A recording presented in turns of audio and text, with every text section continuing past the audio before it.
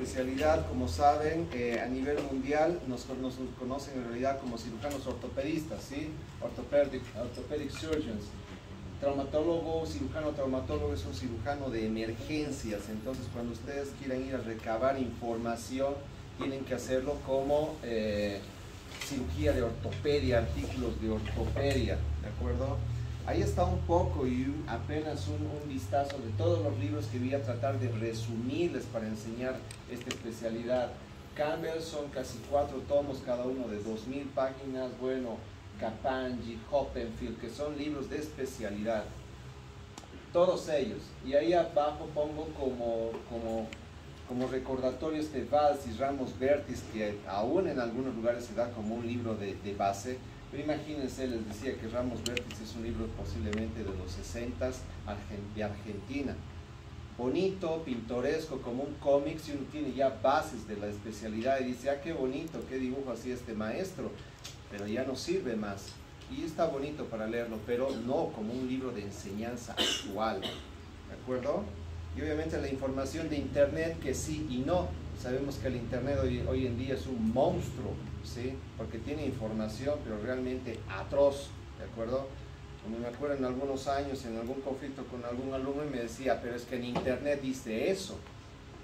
No mames, perdón, o sea, Dios mío, no pueden guiarse por internet, ¿sí?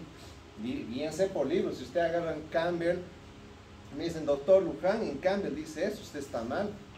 Ok, no tengo nada que decir que me haya equivocado, y soy humano, me puedo equivocar, obvio que sí. Este árbol, este símbolo de traumatología ortopedia lo vamos a ver en todo el mundo, ¿de acuerdo? Entonces, como están viendo, fue Andri en 1741 que pudo dar este logo, este dibujo para dar la significancia de lo que es la traumatología ortopedia. Y bueno, ahí vemos lo que es en latín, el ortos, que es rectitud, y paideia, que es niño. Entonces ese es el otro ramo, la otra parte importante de este mundo de traumatología, la ortopedia, que nosotros velamos por el correcto desarrollo del ser humano y también por la corrección de las deformidades. Esto quiere decir que obviamente que va de la mano este seguimiento del recién nacido hasta el adulto. Hoy en día controversial, complicado, porque como vamos a ver hay muchas complicaciones que se dan. Es complicado, porque obviamente un pediatra actual, un neonatólogo actual se siente capaz en su formación de tomar decisiones de un ortopedista pediatra, y no es lo mismo. Y como vamos a ver luego, por ejemplo, en el manejo de un recién nacido en el control sano, hay cosas que se pasan por alto y por eso se producen complicaciones. Para analizar todo este mundo de traumatología ortopedia tenemos que entender ciertos grados de descripción anatómica, ¿de acuerdo? Y como les he dicho, en práctica hemos hablado desde hoy en día, desde ahora en este momento, como en mi especialidad como en otras, esto se trata de hablar con criterios, con bases científicas, expresarse de forma adecuada, ¿ya? Porque la forma en que ustedes se expresan desde ahora adelante en un congreso, sean especialistas, ustedes va a ser la primera carta afuera. Ustedes se expresan de forma inadecuada en un mundo de otro tipo de médicos y ya van a quedar mal. No sé, ya no podrán decir de ahora en adelante, su hueso está roto, es una animalada, ¿de acuerdo? Entonces tienen que manejarse de forma correcta y expresarse de forma correcta. A mí me encantó la primera clase de semiología porque nuestro doctor nos dijo que ustedes otra vez van a empezar a aprender a hablar. Y para mis épocas y en ese momento me parecía qué lindo, qué palabras tan complejas que nadie me va a entender nada. Voy a ser rico, ¿no? O sea, bonito. No. Hay que aprender un nuevo léxico de médicos, ¿sí? Bueno, los planos coronales, ¿qué son los planos? Son los planos para entender los grados de deformidades, de desplazamientos, la anatomía en general del cuerpo humano, ¿no? Entonces, en el plano coronal, que es este plano, ¿sí? Este plano coronal, acá podemos hablar de lo que se tratara de un antecurvatum, un recurvatum. ¿Qué es esto? Por ejemplo, a nivel de las piernas, cuando uno se para, hace una línea recta. Se van a fijar que hay personas, pacientes, que llevan esta pierna por su laxitud ligamentaria y se encorva hacia atrás. Entonces estaríamos hablando de un recurvatum, que vamos a ver que tiene ciertas consecuencias. Antecurvatum, recurvatum. En el plano sagital, ¿sí? Entonces en el plano sagital, en este corte sagital, acá vamos a hablar de algo importante que es el varo y el valgo, ¿sí? Esas son definiciones básicas a recordar. Por ejemplo, nosotros fisiológicamente, ¿qué tenemos? ¿Qué es lo natural en nosotros, por ejemplo, en nuestros miembros inferiores? ¿Un valgo o un varo? ¿Qué dicen? Entonces esto es importante para recordar. Y ahora, como ámbito científico, mecánico, ¿qué significa un varo? Entonces el varo, ¿sí?, es cuando el eje longitudinal de esta extremidad, varo, ¿sí?, se aleja, ¿sí?, del eje central de carga. El eje longitudinal de esta extremidad se aleja del eje central de carga. Varo, ¿sí? Valgo, cuando el eje central de la extremidad se acerca al eje central de carga, será un valgo. Todos nosotros fisiológicamente tenemos un valgo de casi 8 a 10 grados, que es un ángulo que lo vamos a ver, ¿sí? Eso es lo fisiológico. En un valgo, un varo. El valgo y el varo se puede hablar y se puede determinar desde las falanges, ¿sí?, desde los codos. Todo esto lo vamos a analizar en deformidades o formas en las que uno se puede fracturar. Recordaremos que el análisis del cadáver es de esta posición, con las palmas hacia arriba, ¿de acuerdo? Entonces ahí podríamos hablar de valgo hasta de las falanges. En el corte transverso, acá nos ayuda para analizar ciertas estructuras, si estas pudieran ser más cefálicas, podálicas, proximales o distales, ¿de acuerdo? En un corte transverso. Para empezar a entender este mundo de lo que es el trauma, ¿ya? Tenemos que ir desde la parte externa hasta la parte más interna, que obviamente ustedes están quieren esperar escucharme ya hablar de las fracturas, de los huesos fracturados, pero no. Hoy en día se tiene que tener en cuenta, y hay mucha importancia en lo que son las partes blandas y el mecanismo de lesión en una lesión, ¿sí? Es por eso que ahora vamos a hablar mucho en lo que son la energía de la lesión, ¿sí? Tiene definiciones físicas, mecánicas, que se pueden determinar el tipo de energía en una lesión. Pero vale decir, imagínense, una lesión de baja energía sería que yo me tropiece y me fracture el tobillo, por ejemplo. Una lesión de alta energía será que un vehículo me levante y me fracture, ¿sí? Una lesión de altísima energía es un disparo a quemarropa con una escopeta. Para que tengan una idea, entonces realmente es una alta energía. Y acá empezamos a analizar desde la parte más externa, por ejemplo, el tipo de lesiones. Contusión en un lugar, ¿de acuerdo? En un determinado lugar. Pero lo que hay que entender de una contusión es desde el momento en el que nosotros vemos un lugar contundido, ¿de acuerdo?, con una contusión, hay que entender que alrededor de esta contusión existe un grado de sufrimiento de tejidos, algo que nosotros no estamos viendo, no sabemos hasta dónde ha penetrado, ¿de acuerdo? Entonces, esto es lo que nosotros hoy en día tenemos que prever, y por eso en la anamnesis de traumatología ortopedia importa dónde, cómo, qué energía ha tenido esto. No será lo mismo, como les digo, me golpeé en el borde de la grada y tengo una contusión, y este paciente no dijo que tuvo una pelea anoche en Comades y le dieron un golpe con un bat de béisbol en la tibia. Hay mayor mecánica, hay mayor sufrimiento de tejidos. Atrición. ¿Qué es la atrición? La atrición es la compresión de esta extremidad, ¿de acuerdo?, produciéndose isquemia por un tiempo indeterminado. La atrición es muy típica en este mundo de traumatología ortopedia, por ejemplo, en los accidentes de vehículos, en los cuales los pacientes tienen las extremidades atrapadas entre los fierros. Atrición. Entonces imagínense que este paciente metido en los fierros torcidos, han tardado en rescatarlo, no lo sé, imagínense, 3-4 horas de isquemia en una extremidad. O sea, podrán tener una fractura simple en una pierna, pero ustedes saben que este paciente está 6 horas atrapado, esta pierna puede complicarse con todo. Bueno, y acá vemos un poco de lo que luego vamos a adentrarnos un poco ahí en esta pierna. Están viendo unas lesiones, ¿ven?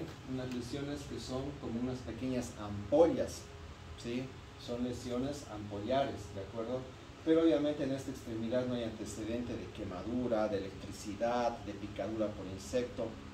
Para nosotros, doctores, este tipo de lesiones ampollares frente a una extremidad traumática las conocemos como flictenas.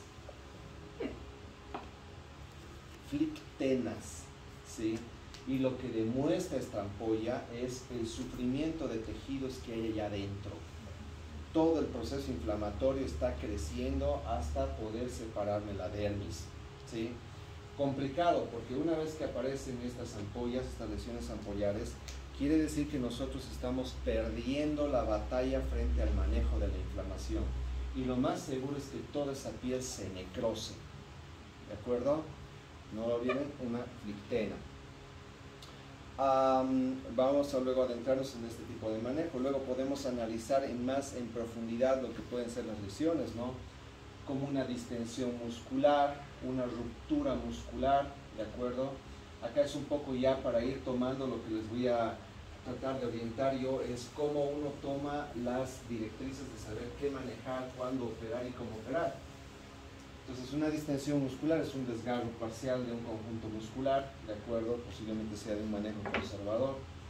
Una ruptura muscular, imagínense qué músculos se suelen romper. Han escuchado hablar que se pueden desgarrar de forma frecuente en un deportista. El bíceps, pero si se recuerdan en las imágenes, seguro que lo han visto en YouTube, ¿no? Que está haciendo un ejercicio y ¡pac! Aquí queda una bola, ¿sí? En realidad ahí generalmente es una ruptura tendinosa. ¿Qué otro grupo muscular se suele desgarrar en la parte carnosa? Cuádriceps, ¿sí? Entonces los bastos, un basto y ¡pac! Queda aquí un defecto, ¿sí? Entonces, ¿para qué analizar esto? ¿Por qué? Imagínense que es como esta imagen. Un desgarro transverso muscular, que es lo más frecuente en este tipo de lesiones. ¿Creen ustedes que esto se tiene que operar? Sí. ¿Qué opinan? ¿Qué dicen? ¿Sí? Entonces, imagínense que en toda la técnica quirúrgica de traumatología ortopedia nosotros jamás, por supuesto, vamos a hacer un corte transverso en un músculo. Nunca. Siempre nos vamos a dirigir o desgarrar a través de las fibras de compartimientos musculares. ¿Por qué? A esto no se le puede poner un punto nunca más en la cosa, no se puede. Uno agarra la sutura, el punto de hilo en este músculo, y aparte que si cuando vean, ojalá en las cirugías de traumatología, uno pone un músculo, un punto en el músculo vivo, y el músculo vivo se empieza a contraer, se desgarra, se desgarra. Si pudiste agarrar y tratas de hacer un nudo, por supuesto que se desgarra. No existe, no hay opción, ¿de acuerdo? Entonces, ¿qué se hace? Dices, pero doctor, si entonces tengo un desgarro transverso en el cuádriceps, no se hace nada. Lo que tenemos que esperar es que acá en medio exista un tejido fibroso cicatrizal adecuado y tratar de rehabilitar este músculo, ¿de acuerdo? Ahí aclaramos ya mitos urbanos. Yo les digo, ahora les voy a contar lo que son la medicina tras bambalinas, ¿sí? Yo les decir los grandes secretos o decisiones que obviamente tienen otro tipo de decisión.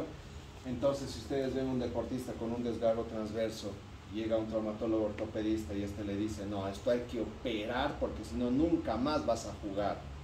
¿Cuál es la indicación médica ahí? No hay indicación médica, no existe, ahora lo saben, a ver, pongan un punto, eso es una locura, ¿sí? Entonces habrá que manejar la parte blanda, cicatrización, pero bueno, entonces ahí están viendo ustedes entonces cómo manejar. A diferencia de la ruptura del bíceps, el bíceps, la ruptura tendinosa, tiene mejores opciones de anclaje de puntos, ¿sí? Un tendón sí tiene puntos especiales para poder y volver a reanclar, ¿de acuerdo? En grande, cuando lleguemos a las estructuras grandes, ahí voy a poder explicarles, por ejemplo, qué tipo de suturas, ¿sí? Vamos más adentro en esta parte de las extremidades. El esguince, el famoso esguince, ¿sí? Entonces, ¿qué quiere decir definición científica de esguince? Y esto también va para ordenar su mente. Esguince es la lesión cápsulo-ligamentaria de cualquier articulación cuando ésta va más allá de su rango normal de movimiento. Parece un chorizo lo que he dicho, pero simplemente es la secuencia de eventos que se producen en esta articulación con el compromiso capsuloligamentar. Definición clara, eso tiene que estar de memoria. Doutor, ¿Sí? esse movimento que se hace Sí. quando é involuntário, tem alguma causa? Por exemplo, está caminhando de nada, hace isso. Nada, todos nosotros estamos predispuestos a lesionarnos, ¿de acuerdo? Hasta fracturas, ¿no? Porque la clásica pregunta del papá, pero doctor, sus huesos son normales, ¿no? O sea, ¿por qué se fracturó? Mecánicamente todos nosotros simplemente podemos llegar a un punto extremo de esfuerzo de nuestras estructuras que cualquier cosa se puede lesionar, ¿sí? Doutor, poderia repetir que é as esguince? Es la lesión del sistema cápsulo-ligamentario cuando una articulación va más allá de su rango normal de movimiento. Este pulgar, lo tenemos acá, va más allá de su rango normal de movimiento. Hasta acá. Ok, me empecé a lesionar su sistema cápsulo-ligamentario. ¿De acuerdo?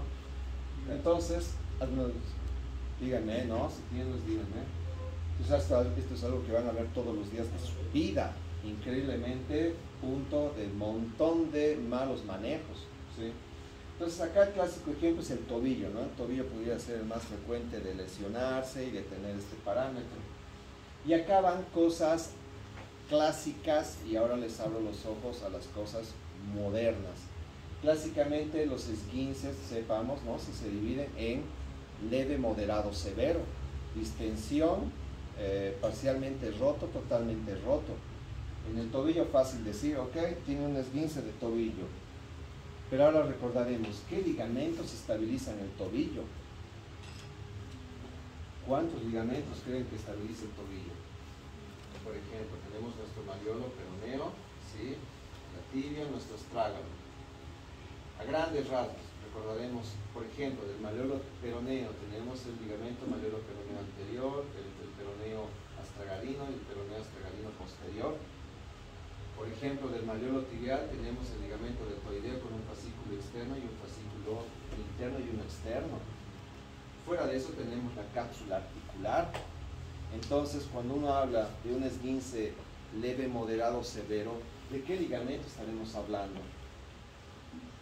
Habrá que analizar realmente qué ligamento está lesionado, ¿de acuerdo? Y esa es la verdadera clasificación, tratar de abocarse a un ligamento. Ojalá existiera una clasificación, pero ahora yo les abro la mente que dijeras, a ver, si este paciente solo se ha lesionado aparentemente el ligamento deltoideo externo y el resto está íntegro, podría ser un grado 1. Si este paciente yo palpo todos los ligamentos y todos están dolorosos y comprometidos, es un esguince grave. Podría ser para que tengan una idea, ¿de acuerdo? ¿Y qué estudio pudiera determinarles el compromiso de una parte blanda para saber si un ligamento está roto? Rayos X nos muestra la parte ósea, ¿sí? Resonancia magnética nuclear se recontracara, ¿no? Solamente para poder ver un ligamento en particular. Algo más barato, accesible. Una ecografía. Eco, ¿no? Ahora, clínicamente, ¿ustedes creen en este tobillo, si esta es la parte blanda, yo podré saber si esta es una ruptura total o parcial? Clínicamente, ¿qué dicen? Solo com imagens, creio. Solo con imagen. Clínicamente nosotros no vemos ningún cambio. Imagínense simplemente de un desgarro a una ruptura total. ¿Qué va a suceder en una ruptura total? Vamos a tener un mayor sangrado, un hematoma. Entonces, en las zonas de mayor lesiones vamos a tener un hematoma gigantesco que nos orientará posiblemente de que sí, esta es una ruptura total. De hecho, cuando hablamos de esguinces de tobillo, acá tiene un signo semiológico que se llama el signo del huevo. Aquí queda una pelota y es el hematoma, ¿sí? Entonces, clínicamente pudiera orientarnos a mostrarnos una mayor lesión. Clínicamente, ¿estos ligamentos están al alcance del dedo del explorador? ¿Qué opinan? Peroneos astragalinos, deltoideos, ¿están al alcance? Y por supuesto que sí, están al alcance, tóquense ustedes, ahí están toditos estos. Entonces de eso se trata, como vamos a ver la semiología de traumatología ortopedia, todo tenemos que ir a tocar y palpar. pero sí tenemos que recordar algo de anatomía para saber qué estamos buscando. Esguince. Luxación, ¿de acuerdo? Entonces, bueno, como están viendo, ¿no? La luxación, imagínense, es que película de terror, ¿no? Del pie a un lado, ¿sí? Entonces, también ahora como van a ver, no existe ninguna lesión que solo sea, es solo un esguince. No existe, y ya escuchamos, doctor, es solo una luxación. Puta, ¿han visto llegar a un paciente con una luxación? Gritan de dolor, hasta un esguince. O sea, no, nada hay que minimizar, todo es importante. Luxación. Entonces, ¿cuál es la definición de luxación? Luxación es la pérdida de contacto entre dos superficies articulares. Imagínense que este es un cóndilo, cualquier cóndilo, y esta es una superficie articular. Luxación, pérdida de contacto de dos superficies articulares de manera permanente. Esa es la definición de luxación. Eso es lo que ustedes tienen que ver en una radiografía, ¿sí? No esta articulación un poquito acá, medio hacia allá, no, acá. Eso es luxación, ¿de acuerdo? Vamos a llegar a diferentes estructuras en las cuales sí las imágenes pueden ser engañosas, pero básicamente eso es una luxación. Entonces acá recabamos otra vez un poco de historia, ¿sí? Que pueden definirse como luxación. Existe esta supuesta luxación entre parcial y total. Imagínense que estos libros antiguos hablaban de que está parcialmente luxado. No existe eso. Ya tienen la definición de cómo tienen que ver una luxación. En estas definiciones antiguas estaba, por ejemplo, lo que era una luxación inveterada. El término luxación inveterada es una luxación crónica, antigua, ¿sí? Pero ustedes dicen, ¿cómo este paciente, si es algo tan doloroso, puede llegar con una luxación de un mes? Vamos a ver qué cuadros específicos que pudieran llegar a una luxación inveterada. Luxación iterativa. La luxación iterativa es una luxación que se va repitiendo. Cada vez esta articulación se sale, ¿sí? Entonces, este también es un término antiguo, porque hoy en día tenemos que hablar acerca de inestabilidades. Por ejemplo, de hombro, que vamos a ver hombro, la luxación más frecuente es la luxación anterior. Entonces, si este hombro suele luxarse hacia la parte anterior, estaremos hablando de inestabilidad anterior de hombro. Vamos a ver en hombro, cuando lleguemos a hombro, y qué repercusiones puede haber ahí y por qué. Por ejemplo, en rodilla, en las lesiones deportivas, pueden haber inestabilidades anteriores, laterales, anterolaterales, multidireccionales. Todos los ligamentos están rotos, ¿sí? Bueno, a lo que va, cuando uno da ya la definición de inestabilidad, quiere decir que uno está yendo un paso más allá al diagnóstico. Porque si yo estoy hablando de inestabilidad, por ejemplo, anterior de rodilla, yo ya estoy sospechando, obviamente, que el cruzado anterior está roto. Si yo estoy hablando de inestabilidad posterolateral, quiere decir que está comprometido acá mi cruzado posterior, cápsula posterior y ligamento colateral lateral. ¿Se entiende? Entonces, inestabilidades, que yo ya hablé de un lugar, me está direccionando a investigar la causa de la lesión, ¿sí? Inestabilidades hoy en día. El famoso mundo de las fracturas, ¿sí? Entonces, ¿cuál es la definición de fractura? La fractura es la solución de continuidad en una estructura ósea. Esa es fractura, ¿de acuerdo? No existe otra definición. Podemos tener varias causas para que se puedan producir fracturas. Entre estas, por ejemplo, las fracturas por fatiga. Por ejemplo, ¿cuál puede ser una fractura por fatiga? Se pueden presentar, están descritas fracturas por fatiga, por ejemplo, en deportistas, en huesos, por ejemplo, como las cuñas en el pie, está descrito, será la letra chica, pero son fracturas por fatiga, es un mecanismo repetitivo de lesión. Pero en realidad sepan ustedes que por eso existen deportistas de alto rendimiento. ¿Por qué? ¿O por qué ustedes han determinado alguna vez que estos luchadores de MMA o de deportes de contacto no se fracturan ya sus muñecas? A ver, ven ustedes un puñete, se fracturan al tiro un metacarpo. Porque estas estructuras están sometidas continuamente a microtraumas, microfracturas, consolidación ósea. Estas estructuras óseas están más duras, ¿de acuerdo? Pero puede ser que en este deportista una estructura ósea realmente llegue a este límite y se fracture de forma completa, ¿sí? Un ejemplo, fracturas patológicas. Obviamente aquí estamos hablando del mundo de la osteoporosis, ¿sí? Fracturas en lechos tumorales, ¿de acuerdo? Que determinados segmentos, que yo he dividido un poco así la materia, para que sea un poco más entendible. Entonces, como están viendo, ahorita voy a dar las pautas generales de todo lo que vamos a hablar adelante. Y luego nos vamos a adentrar a segmento por segmento, y en cada segmento voy a hablar de todo su mundo común de patologías, desde neonatales hasta traumáticas, ¿sí? Entonces, traumáticas obviamente dependiendo del tipo de injuria que reciba este segmento óseo.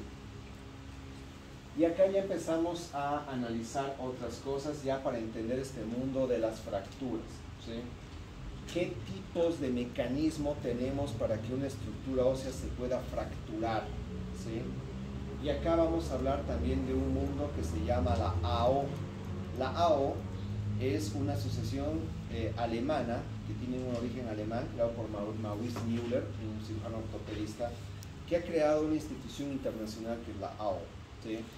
Entonces, cuando uno sale cirujano ortopedista en cualquier parte del mundo, puede hacer más abiertos sus criterios y ordenar su mente haciéndose alumno AO internacional.